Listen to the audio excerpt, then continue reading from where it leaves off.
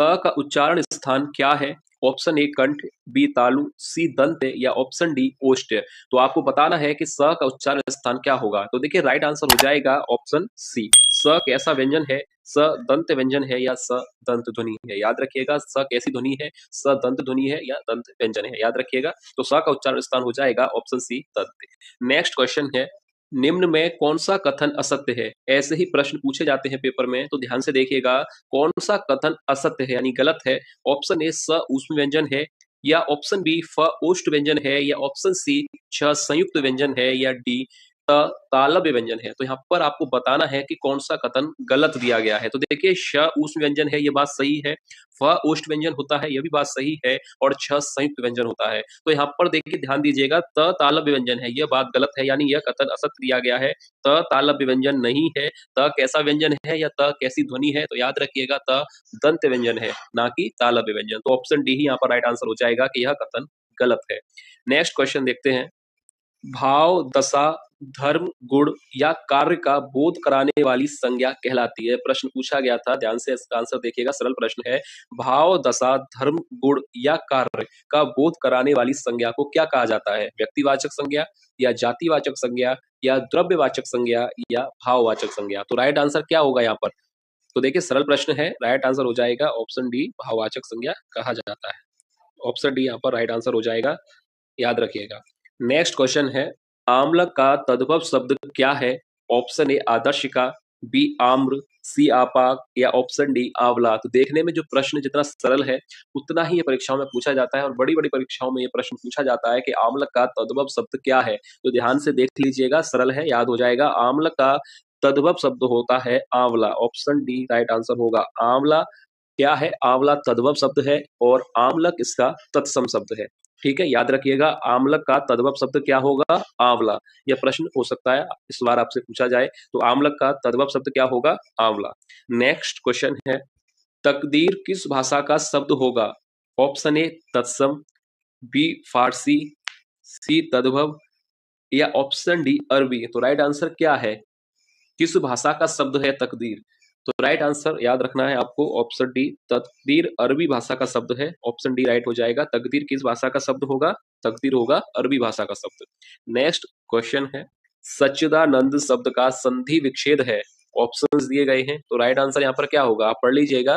तो यहाँ पर देखिए सच्चिदानंद शब्द का संधि विच्छेद किया जाए तो ऑप्शन सी होगा। ऑप्शन सी यहाँ पर होगा सही। सच्चिदानंद शब्द का संधि विच्छेद देख लीजिए यहीं पर, तो यहाँ पर ऑप्शन सी राइट आंसर हो जाएगा। और अगर आपसे पूछा जाए कि सच्चिदानंद शब्द किस संधि का उदाहरण है, तो यह किसका उदाहरण है? यह है व्यंजन संधि का। यह भी याद रखिएगा, सच्चिदानंद शब्द व्यंजन संधि का उदाहरण है।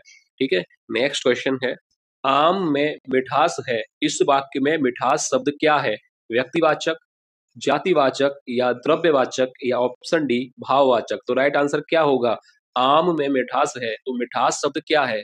तो मिठास शब्द हो जाएगा यहाँ पर ऑप्शन डी भाववाचक संज्ञा। अभी मैंने आपको प्रश्न में परिभाषा कराई थी, इसके अनुसार ऑप्शन डी ही राइट आंसर होगा, भाववाचक संज्ञा। नेक्स्ट क्वेश्चन है, अनिच्छा शब्द का प्रयुक्त उपसर्ग है, यानी आपको इस शब्द में उपसर्ग बताना है कि अनिच्छा शब्द में उपसर्ग कौन सा है। ऑप्शन ए अ, बी अने, सी अन, या डी अन। तो राइट आंसर क्या होगा यहाँ पर? तो देखिए अनिच्छा शब्द में जो उपसर्ग है, तो इसके लिए हम ऐसा करते हैं, संधि विच्छेद करते हैं पहले इसका।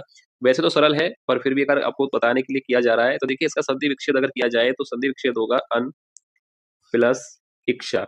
अन प्लस इच्छा, यहाँ पर संधि विच्छेद इसका होगा। तो अब देख साफ साफ आप देख सकते हैं, तो यहाँ पर उपसर्ग कौन सा हो जाएगा? अन। और ये किसका है? व्यंजन संधि का उदाहरण दिया गया है यहाँ पर। अनिच्छा व्यंजन संधि का उदाहरण है, अन प्लस इच्छा। तो यहाँ पर उपसर्ग आपको पूछा गया था, तो उपसर्ग हो जाएगा ऑप्शन सी अन। याद रखिएगा, ऑप्शन सी राइट आंसर हो जाएगा। और ये किसका उदाहरण है? यह व्यंजन संधि का उदाहरण है। नेक्स्ट क्वेश्चन है, निम्न में से पृथक संज्ञा का उदाहरण है। ऑप्शन ए किताब, बी कलम, सी विद्यार्थी, या ऑप्शन डी गीता। तो राइट आंसर क्या होगा? पृथक संज्ञा का उदाहरण आपको बताना है। तो देखिए राइट आंसर हो जाएगा ऑप्शन डी गीता। गीता यहाँ पर सही क्यों होगा? क्योंकि गीता व्यक्तिवाचक संज्ञा है, और किताब, कलम और विद्यार्थी ये तीनों ही जातिवाचक संज्ञा हैं। तो यहाँ पर पृथक संज्ञा आपसे पूछा गया था, प्रश्न समझ में आ गया होगा।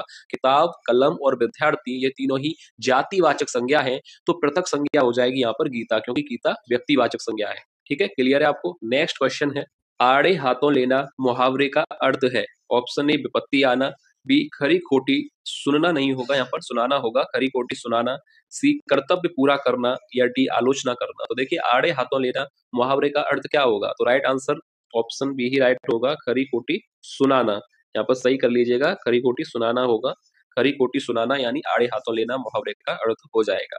नेक्स्ट क्वेश्चन है, निम्न में समूहवाचक संज्ञा है, तो यहाँ पर सही कर लीजिएगा, समूहवाचक आपसे पूछा गया है कि निम्न में समूहवाचक संज्ञा आपको बताना है।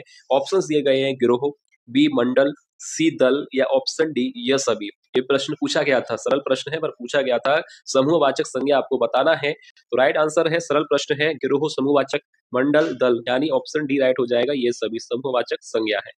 नेक्स्ट क्वेश्चन है, युद्ध की इच्छा रखने वाला वाक्यांश के लिए एक शब्द क्या होगा? ऑप्शन ए मुमुक्षु, बी युयुत्सा, या ऑप्शन सी युद्ध प्रेमी, या ऑप्शन डी युयुत्सु। तो देखिए यह प्रश्न पूछा जाता है इसलिए लिया गया है, तो ध्यान से इसका आंसर देख लीजिएगा। वैसे ज्यादातर को पता होगा इसका आंसर, फिर भी देख लीजिए। युद्ध की इच्छा रखने वाला वाक्यांश के लिए एक शब्द हो जाएगा यहाँ पर, युद्ध की इच्छा रखने वाला के लिए होता है ऑप्शन डी युयुत्सु। क्या कहा जाएगा? युयुत्सु। याद रखिएगा ऑप्शन, पहले तो यहाँ पर लिख दूं ताकि आपको रहेगा कि ये पेपर में पूछा जा सकता है। इंपोर्टेंट प्रश्न की श्रेणी में आता है कि युद्ध की इच्छा रखने वाला के लिए एक शब्द होगा युयुत्सु। और अगर आपसे यहीं पर पूछा जाए कि युद्ध की इच्छा, सिर्फ इतना ही आपसे पूछा गया है कि युद्ध की इच्छा, अब यहाँ पर वाक्यांश के लिए एक शब्द क्या होगा? तो देखिए युद्ध की इच्छा रखने वाला युयुत्सु, और युद्ध की इच्छा कहलाती है युयुत्सा, ऑप्शन बी। ठीक है, क्लियर है आपको? दोनों ही प्रश्न तैयार हो गए। युद्ध की इच्छा रखने वाला के लिए वाक्यांश के लिए एक शब्द होगा युयुत्सु, और युद्ध की इच्छा सिर्फ इतना ही है कि युद्ध की इच्छा वाक्यांश के लिए एक शब्द, तो युद्ध की इच्छा यानी युयुत्सा, और युद्ध की इच्छा रखने वाला यानी युयुत्सु। दोनों प्रश्न क्लियर है, इंपोर्टेंट प्रश्न है, पूछा जा सकता है, ध्यान से देख लीजिएगा। नेक्स्ट क्वेश्चन देख लेते हैं, संस्कृति शब्द का विशेषण क्या है? ऑप्शन ए संस्कृत, बी सांस्कृतिक, या सी सांस्कृति, या ऑप्शन डी सांस्कृतिक। तो देखिए संस्कृति शब्द से अगर विशेषण हो तो यहाँ पर ऑप्शन क्या सही होगा? बी सांस्कृतिक। याद रखिएगा संस्कृति शब्द का विशेषण हो जाएगा सांस्कृतिक, ना कि संस्कृति गलत है, और ए और सी तो बिल्कुल गलत है, बी ही सही होगा सांस्कृतिक। याद रखिएगा संस्कृति शब्द से विशेषण बनेगा सांस्कृतिक। नेक्स्ट क्वेश्चन है, तिनका का तत्सम शब्द क्या होगा? ऑप्शन ए तिक्त, बी ताम्र, सी त्वरित, या डी तृण। तो देखिए तिनका तद्भव शब्द है और इसका तत्सम आपसे पूछा जा रहा है, तो राइट आंसर यहाँ पर क्या होना चाहिए? तिनका का तत्सम हो जाएगा तृण, ऑप्शन डी राइट आंसर होगा। तिनका शब्द का तत्सम शब्द होगा तृण। याद रखिएगा ताम्र गलत है, क्योंकि ताम्र किसका होता है? तामा का। याद रखिएगा ताम्र भी आए तो तामा याद रखिएगा। त्वरित किसका होता है? तुरंत का। ठीक है, त्वरित किसका होगा? तुरंत का। और ताम्र किसका होगा? तांबे का। और तृण किसका होगा? तिनके का। याद रखिएगा। नेक्स्ट क्वेश्चन है, निम्न में कौन गुणवाचक विशेषण नहीं है? ऑप्शन ए टिकाऊ, बी गुजराती, सी प्रत्येक, या ऑप्शन डी लंबा। तो राइट आंसर क्या होगा? गुणवाचक विशेषण आपसे पूछा गया है कि गुणवाचक विशेषण कौन सा नहीं है। तो देखिए टिकाऊ, गुजराती और लंबा, ये तीनों ही गुणवाचक विशेषण हैं। तो राइट आंसर यहाँ पर हो जाएगा ऑप्शन सी प्रत्येक गुणवाचक विशेषण नहीं है। सरल है, आप सभी को आना चाहिए इसका आंसर। गुणवाचक विशेषण नहीं है, ऑप्शन सी प्रत्येक। नेक्स्ट क्वेश्चन है, तीनों कालों को जानने वाला वाक्यांश के लिए एक शब्द क्या होगा? त्रिकालज्ञ कहा जाएगा, या त्रिपुटी कहा जाएगा, या ऑप्शन सी त्रिकालदर्शी कहा जाएगा, या ऑप्शन डी त्राता कहा जाएगा। तो देखिए राइट आंसर क्या होगा? तीनों कालों को जानने वाला वाक्यांश के लिए एक शब्द होगा ऑप्शन ए त्रिकालज्ञ। पहला ही ऑप्शन यहाँ पर सही हो जाएगा। तीनों कालों को जानने वाला वाक्यांश के लिए एक शब्द होगा त्रिकालज्ञ। और मैं आपसे पूछना चाह रहा हूं कि त्रिकालदर्शी किसे कहा जाता है? ये आप लोग बताइएगा, जो भी इस प्रश्न तक आ चुके हैं उनके लिए एक प्रश्न है कि त्रिकालदर्शी किसे कहा जाता है? तीनों कालों को जानने वाला तो त्रिकालज्ञ होगा, तो त्रिकालदर्शी कौन होगा? ठीक है, तो ये प्रश्न का आंसर आप लोग दीजिएगा जिनको भी आता होगा। तो चलिए नेक्स्ट क्वेश्चन देखते हैं, शुद्ध शब्द का चयन कीजिए। ऑप्शंस दिए गए हैं, तो आपको बताना है कि वर्तनी किस शब्द की शुद्ध है। तो देखिए डी और बी ये तो गलत है, ठीक है, ये तो आपको ही पता है बी और डी गलत है। अब या तो ए सही होगा या सी, यहाँ पर मात्राओं का चक्कर भी होता है। तो देखिए ऑप्शन ए और सी में से सही होगा ऑप्शन सी दीर्घायु। ठीक है, यहाँ पर ऑप्शन सी सही हो जाएगा, यहाँ पर मात्रा की वजह से ये गलत है, दीर्घायु यहाँ पर सही होगा। ठीक है, नेक्स्ट क्वेश्चन है, उद्गम में प्रयुक्त उपसर्ग है। ऑप्शंस दिए गए हैं तो आपको उपसर्ग बताना है। तो देखिए संधि विच्छेद करते हैं, तो उद्गम का अगर संधि विच्छेद किया जाए तो होगा उत, प्लस गम। उद्गम का अगर संधि विच्छेद किया जाए तो होगा उत प्लस गम। तो यहाँ पर क्लियरली आप देख सकते हैं कि उपसर्ग हो जाएगा उत। ऑप्शन डी यहाँ पर सही आंसर होगा। उद्गम में प्रयुक्त उपसर्ग क्या होगा? उत।